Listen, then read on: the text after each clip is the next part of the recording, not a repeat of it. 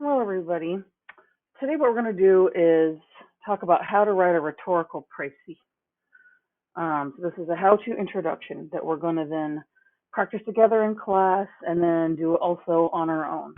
Okay, and this is a skill that you need to learn how to master, particularly for AP Lang next year, but even regular junior students need to know how to do this. So this is a skill all 11th graders need to have. So we're going to be doing this, and it's a pretty great skill to have. It is something that you're going to need for multiple purposes. Okay, so let's talk about it a little bit. So what in the heck is a rhetorical precis? Precis. Well, anybody recognize a word that looks a lot like it? And it is a French term, precis, and it sounds like what? Precise. And that's a big hint as to what it is. You are giving a precise, highly structured 4 to 6 sentence paragraph where you are precisely and accurately recording the essential elements of a spoken or written piece, usually a nonfiction piece that's got some argument to it. Okay, it can be done for like speeches in a piece of nonfiction, but generally, in fiction, it's generally used for nonfiction. And there are 4 parts we're going to have to go over. Okay, and once you learn these, it's like an algorithm that you just know, and it'll just be easy. You can knock it out. I know all the parts by heart, and so you can too. And this can be used not only as a way to show your audience, whoever's reading the piece, particularly your teachers, that you understood what a speaker or a writer is trying to say and how they said it and how they tried to connect with their audience. But it's also a way that you can actually tweak it a little bit to turn it into a strong intro paragraph by just tweaking a little bit, by adding your own thesis at the end. So it's a great way to get a rhetorical analysis essay ready to go, where you know what they were talking about, and it's able to get everything clear and tight in your mind. And it's also a way to get you. Some of you are really good at writing, but you're kind of loquacious. You just keep going and going and going. So this is a great way to kind of do what Shakespeare said, or made a point about in Hamlet. He says, brevity is the soul of wit. And that is the case for this. Brevity is the soul of wit. So we're going to try to be tight here. Okay, precis. So let's talk about the 4 parts. The first part is the what. The what is, in a single coherent sentence, you must provide the following. It's the what's going on here. The name of the author and the credentials if you know them. Sometimes you have access, sometimes you don't. Okay, like their background, their profession. Or that's part of that ethos, right? The title of the work. You should know that. You need to be able to also say where the work came from. Like, is it, at least if you don't know where it came from, is it a genre? Like, is it a speech? Is it an essay? Is it a soliloquy? Whatever. Then you need to also have the date in the parentheses if you have access to the date. And then you need to have a rhetorically accurate verb about what is the speaker trying to do. Are they arguing? Are they asserting? Are they refuting? Are they proving, explaining, implying, suggesting? Okay, so some kind of present tense verb. We don't want to do that past tense stuff. Remember, present tense is the tense you want to try to stay in. What are they doing? Followed by the phrase that. No, that is not a no word here. And then a summative clause, which I redundantly put that summarizes the main claim or the thesis of the speaker or the author. Okay, so for example, you'd want to say something like, if we're thinking about the Mr. Rogers video we watched, you could say, children's educational expert Fred Rogers, in his address, in his speech addressed to the Senate, and then I would put in the little parentheses 1976. I'm not sure what the year is. I'm making that up. He refutes right? Because he's trying to refute the claim that they don't need money, refutes the idea that Congress should be taking money away from um, public funding of children's television because it is necessary to help children become better people. Something like that, right? That was ad hoc off the top of my head and not very good. But just to try to summarize all the little parts in a sentence, okay? I'll show you a better one later. All right, so sentence 2 or part 2. And the reason why I put part 2, not sentence 2 here is because, yes, it's technically usually a single compound complex sentence, but sometimes that's awkward and you could break it up into 2 to 3 sentences. So it's okay to make it up, but no more than 3, okay? And so let me talk about the parts that are in that. And that's the how. So first, part 1 is summarizing who the speaker is and what they're basically arguing about. And then part 2 is saying how they supported that argument, okay? So in 1 to 3 sentences, you need to coherently give an explanation of how the writer develops and supports the main claim of their piece, okay? And depending on the teacher, you may or may not use quotes. Some professors will say they want quotes from you in the summary of how they supported their argument. But here, no. I say no. I want to be able to see that you understood in your own words the gist of how they supported their argument. So, and especially if we're going to turn this into an introduction paragraph, we don't want a bunch of quotes in an intro paragraph. Okay? That's all right? So, not for our purposes here. So you're not supposed to quote in this part at all. There should be no quotes in part 2. Okay. All right. Oops, as we said, no quotes in intro paragraph, and that's where we're going. Eventually. Not with this, but eventually that's where we're going, once we've mastered this skill. Okay. And the third part is the why. And the why is, why did the speaker have this speech? Or why did the writer decide to write this argumentative piece? What was their ultimate purpose? Okay. So again, in a single sentence, you want to state the author's ultimate purpose. This should stay a single sentence. And it needs to have 2 phrases where you're saying they wanted for you to know this in order to do that. So it's some kind of implicit or explicit call to action. So first you kind of state why they do it, and for what ultimate goal. Okay. Now implicit or explicit. Implicit means it's implied, right? They may not come out and say, I want you to do this, but you can tell that's where they're going. They're wanting you to do this or believe that, right? So a call to action, some kind of ultimate goal that may or may not have been stated. So explicit means they flat out say it. Implicit means you can gather that from what they're saying. Okay, well, I'll show you an example. Okay, and then the who. The who is the last sentence. Okay, and it's in a single sentence. You're going to give a precise description of the intended audience. So who's the target audience of the rhetorician? Because remember, for rhetoric, how you try to persuade someone is entirely dependent on who you're talking to, right? Because some techniques don't work for all audiences. So how did they connect with their audience to be fully persuasive? Or not, because not all pieces are great. But who's their intended audience?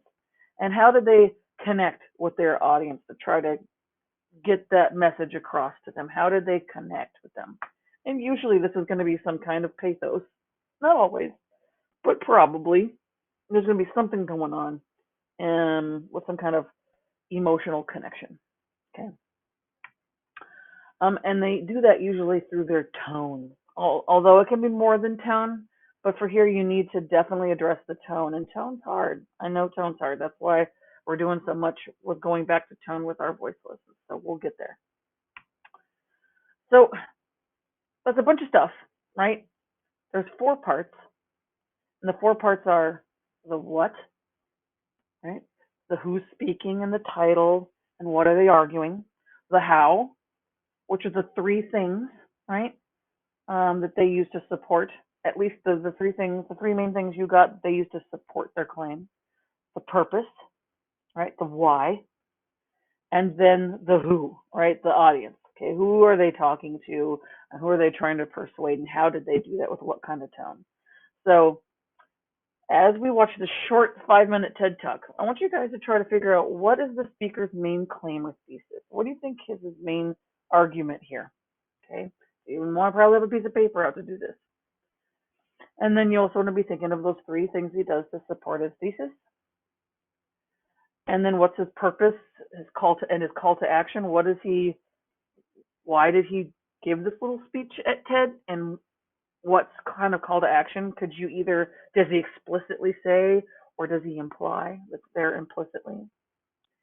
And lastly, how does he connect with a specific audience? What kind of tones, what kind of attitude do you guys notice he's using to connect with them? Okay, so those are the 4 things we're going to be looking out for. So there we go. Let's watch this fun little TED Talk, which you may have seen before. It's really cute.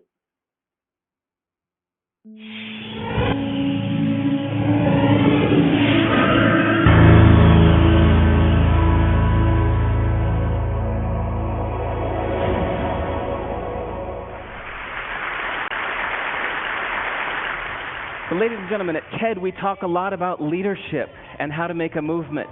So let's watch a movement happen, start to finish, in under 3 minutes and dissect some lessons from it. First, of course you know, a leader needs the guts to stand out and be ridiculed. But what he's doing is so easy to follow. So here's this first follower with a crucial role. He's going to show everyone else how to follow. Now notice that the leader embraces him as an equal. So now it's not about the leader anymore, it's about them, plural. Now there he is calling to his friends. Now if you notice that the first follower is actually an underestimated form of leadership in itself. It takes guts to stand out like that. The first follower is what transforms a lone nut into a leader.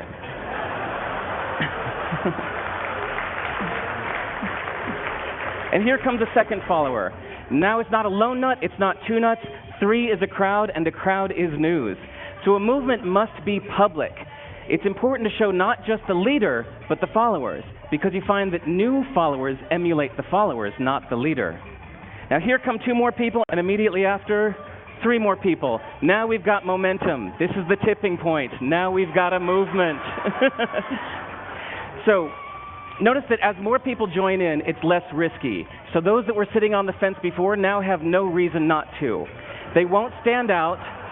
They won't be ridiculed, but they will be part of the in crowd if they hurry. So over the next minute, you'll see all of those that prefer to stick with the crowd, because eventually they would be ridiculed for not joining in. And that's how you make a movement. But let's recap some lessons from this.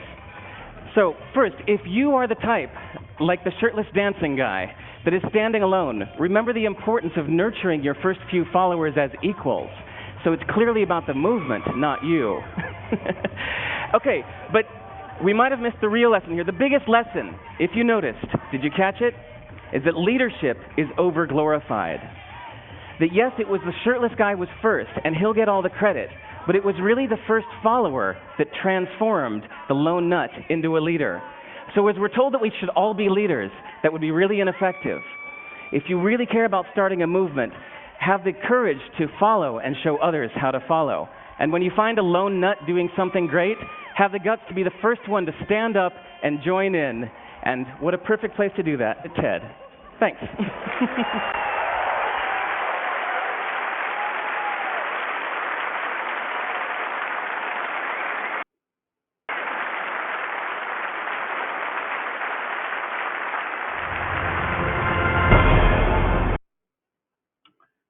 Okay, so in the chat box, what did you think his main claim? What was his main claim to you?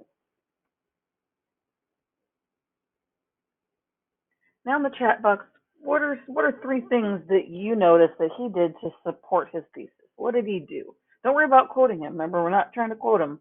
What are 3 things he does to support his claim?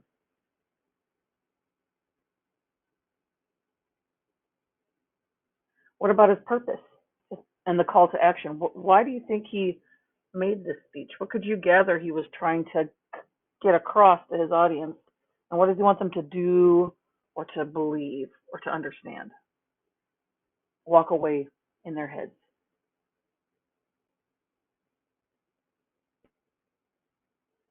And lastly, how does he connect with his specific audience? What kind of tones does he use?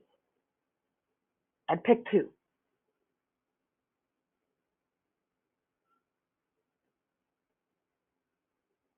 Okay, now we're going to move on to just my version of the things that I saw. There's many correct answers, so don't worry if your answers are different than mine. There's a lot of things to gather out of that 2.5 or 3 minutes, right?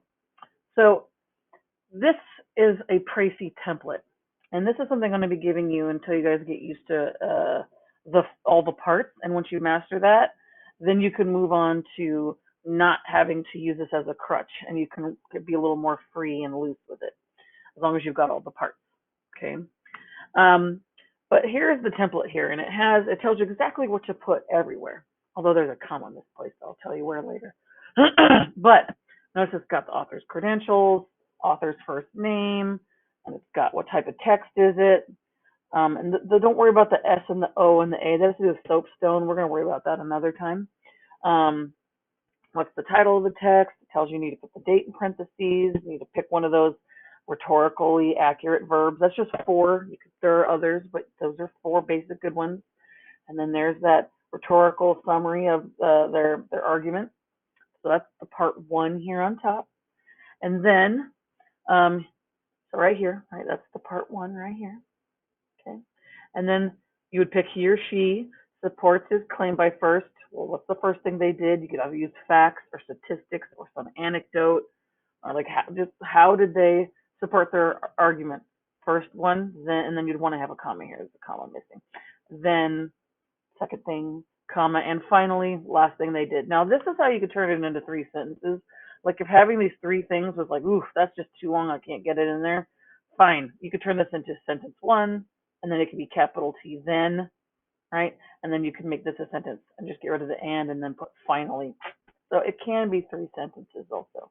Okay, so those are the 3 parts that can make one complex compound sentence here, or you could turn it into 3. And then the third part right here, right? Author's last name. What are they trying to get us to? What are they trying to persuade us about in order to what they want us to do? And then what kind of tone do they adopt to? And here's you're going to use a quote, and then for who are they trying to connect with? So what kind of tone were they using to connect with their target audience? What you need to have a descriptive adjective describing the audience. So it's always a 2-word phrase. Okay, so some kind of adjective to describe the intended audience. And so this will all make sense. Let me show you an example. Okay. So first of all, to know the author's credentials, I had to look the guy up. So I went to the TED Talk page and I found out that Derek Sivers is an entrepreneur, right? And so that's what I'm going to put right there. And that's how I had to find out his name too from the TED Talk. I had to Google that TED Talk, right? And his name's Derek Sivers, so I'm not going to put that there, right? And I know it's a TED Talk, so that's already done. And I also had to look up the date. And so again, at the TED website, I looked it up. It was February 2010. So you need to at least put the number 2010 right there. So that part you may have to Google if you are doing this at home for homework. If it were an in-class essay for like an AP Lang exam, if it doesn't have a date, you don't need to worry about it. If you don't know their credentials, don't make stuff up, right? Or at the very least, you could say author or speaker, right? You could say speaker, Ted Sivers, if you didn't have that information, okay? Or TED Talk participant or something like that, right? So only put what you know, don't make stuff up. But if you have access to looking stuff up, do that. So here we go. So here's just the stuff that I initially saw. I might decide later to change some things, but this is the general stuff of what I saw to make a precis. So pretend I'm a student. So I know his name is, I know he's an entrepreneur. And so it's entrepreneur, comma, and I know his name's Derek Sivers. And I'm going to pick his because he appears to be a he, him, in his or her. Well, what is it? A TED Talk, right? That's where it was published, the TED Talk. And then the title, How to Start a Movement, okay? And then the date I put in parentheses is 2010. And then I'm going to pick a verb. And I'm going to pick assert. It just feels right because he is arguing, but it's a boring verb. I'm going to pick assert. I just feel like it's an asserting kind of day. And then I have to summarize in my own words. All this stuff is like stuff I could Google and just kind of pick. All that stuff's pretty easy. But this part is where I have to use my own brain and go, well, what was his main point? What was his argument? What was he trying to say? And so here's a summary that I made up. You might have a better one than me, but here we go. It said, he asserts that leaders must support their first followers in order to start a movement. Okay, so that was what I took away from it being the main point of the piece. Okay, you may have picked something else out, and maybe yours is a better idea, but this is definitely at least one of the main ideas. Okay, and he supports. Again, we're going to pick he supports this claim by first. What does he do first? Well, by first presenting an amusing video anecdote of a group of dancers following a silly solo dancer. Okay, and then explaining how a leader is only created when they have a first set of followers. And finally, recaps I guess to make it parallel, I should have put recapping. That's my bad. Presenting, explaining, recapping. So we're just going to ignore that. Recapping lessons gleaned from the video that in order to create a movement, one must be brave enough to follow if we're going to get anything done, or if one is going to get anything done. So a couple typos, that's okay. This is just a template to kind of get yourself started so when you type it out as a full paragraph, you've got your stuff down, okay? So, if I was going to type this later, I'd want to fix recapping, and then I would probably get rid of you, although the we thing, and put one, if one is to get anything done. Okay. All right, so I've got my three things here. All right. And you may have picked other three things, but those are the three things. And then we're going to put the author's last name now because you've already mentioned his full name once, and we don't call him Derek. Do you know him? No, you don't know Derek. Unless you do. Do you know Derek? But still, it's formal, so no. So I'm going to put Sivers' purpose is to, what's his purpose? I'm going to put persuade.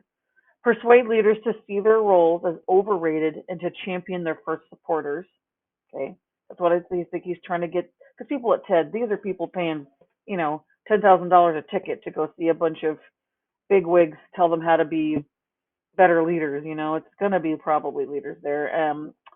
So I'm going to put persuade leaders to see their roles as overrated and to champion their first supporters in order to what? What does he really want? So what? Support your first leaders. For what goal? Well, to help people effectively change the world, right? He's trying to get people to have effective movements, right? Okay. So then again, he adopts what kind of tone? Well, to me, I picked the couple tones I picked, and yours may have been different, and they could totally be accurate. But I picked an encouraging and humorous tone because he is trying to encourage people to be brave and to not be so egotistical, right? But then he's also being funny and silly, and even dances at the end, and he's cracking jokes, right? And showing a funny video. The whole thing's pretty silly and fun. Okay, so I put encouraging and humorous tone as exemplified by the joke, because the statement word choice of doesn't work for me because I'm going to quote his joke.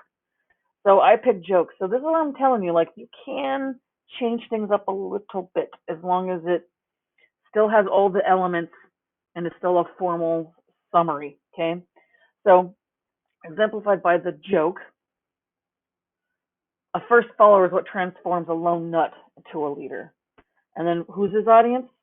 Well, I'd say current and future. I picked two adjectives. Leaders. Right? He's trying to encourage people. And maybe I might even want to say leaders and followers. Maybe I should have said that too. But it's too late. I already made the PowerPoint. But he is addressing both leaders and followers because remember at the end he says, if we were all leaders, nothing would work. It'd be a bunch of captains and no shipmates, and the ship would sink. So part of being a leader is actually being a follower. So maybe that's even a stronger thesis about that. That we don't need to be leaders, so that we should also know when to be initial followers, which is a kind of leadership too. All right. So I've got this all filled out, and I got to turn it into an actual precis paragraph because you would not be turning this in. Okay.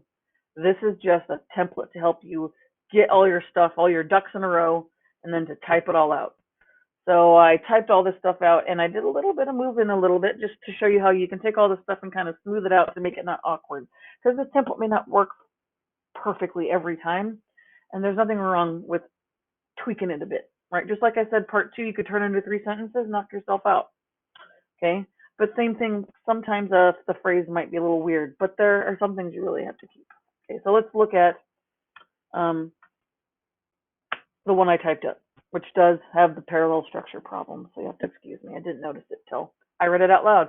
See how reading out loud helps you find mistakes? Yes, it does. I'm just going to keep beating you over the head with that. All right. There we go. I've got my proper header. I've got my heading. I've got my title saying rhetorical précis, and I put the specific one, how to start a movement. And here we go. All the parts highlighted, the 4 parts. So the first part. Entrepreneur Derek Sivers in his TED Talk, How to Start a Movement, asserts that leaders must support their first followers in order to start an effective movement. Excuse me. He supports this claim by first presenting an amusing anecdote of a group of dancers following a silly solo dancer, then explaining how a leader is only created when they have a first set of followers. And finally recaps lessons gleaned from the video that in order to create a movement, one must be brave enough to follow if we're to get anything done. Excuse me. Gleaned means you can kind of gather, right? You can infer. Sivers' purpose is to persuade leaders to see their roles as overrated and to champion their first supporters in order to help people effectively change the world. And here's where I changed the sentence because it just felt awkward to me the way I wanted to do it. So here's how I changed it. You can see how I did that. To connect with his audience of current and future leaders, yeah, I swapped it. I put the audience at the front, and I made the point of to connect, because that is kind of the point of the whole thing. To connect with his audience of current and future leaders, he adopts an encouraging and humorous tone as exemplified by the joke of first follower, so it transforms a lone nut into a leader. Bam! So it's done. And if I was going to make this a rhetorical analysis essay or an argumentative essay that's responding to some rhetorical piece, I could then put my thesis right after that and maybe get rid of the audience, the last part. For me, an intro paragraph, I think it would be smart to maybe get rid of that last, I don't know what you'd call that, peach colored highlight right at the end, and just put my thesis there instead. And then you've got a really strong intro paragraph. So that's why the précis is still great. You just take out that audience tone thing. I mean, it can be there, but I don't know if it's necessarily necessary. I would ask Miss Yena if she wants you to get rid of it or keep it when you guys do that for making intro paragraphs. Writing précis, it's got to be there because that's important. But just slap a thesis at the end of that. Boom, you got a nice algorithm for a strong intro paragraph for nonfiction writing. Okay, so one little so that's that, and then of course you wouldn't want it to be highlighted. You want it just nice and clean like that, and you would turn it in. Now, eventually we're going to turn this into 2 paragraphs where there's the initial part that you the summary, and then there's a second paragraph where you respond personally. So this is something you need to keep note of. Précis, the first paragraph of a précis that we're doing right now is always objective. It is not about you. There is no opinion in here. It is pure, tell me the facts, ma'am. What is this about? It's pure summary of what was in a rhetorical piece. You are not to put in reactions. You're not to put in any I or me. It's just pure summary, third person, like you're a newspaper reporter. Okay? Not an op-ed reporter, not an op-ed writer, a newspaper reporter, right? Pure objective, no subjective stuff. The subjective personal opinions, reaction stuff, we'll worry about that later. That's the second paragraph where you react to, where you put in your thoughts about that in a separate paragraph. But not here, because that second paragraph later on is going to help you get ready to how you would even respond to it in an essay. It kind of gets your ideas flowing. Because the end goal is to get a précis, a 2-paragraph précis, as a kind of pre-writing exercise for the big thing, right?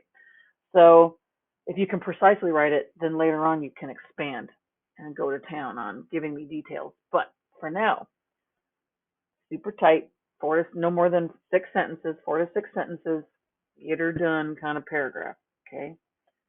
So hopefully you've got some idea of what a précis is and what it should look like. And what we're going to do in our next class is we're going to do one together over the TED Talk, a different TED Talk that we're going to watch by an amazing person named Daryl Davis. Okay, so with that being said, I will see you later and have a lovely rest of your day or evening, whatever time you're watching this. And if this is 11:59 at night, go to bed. Bye, guys.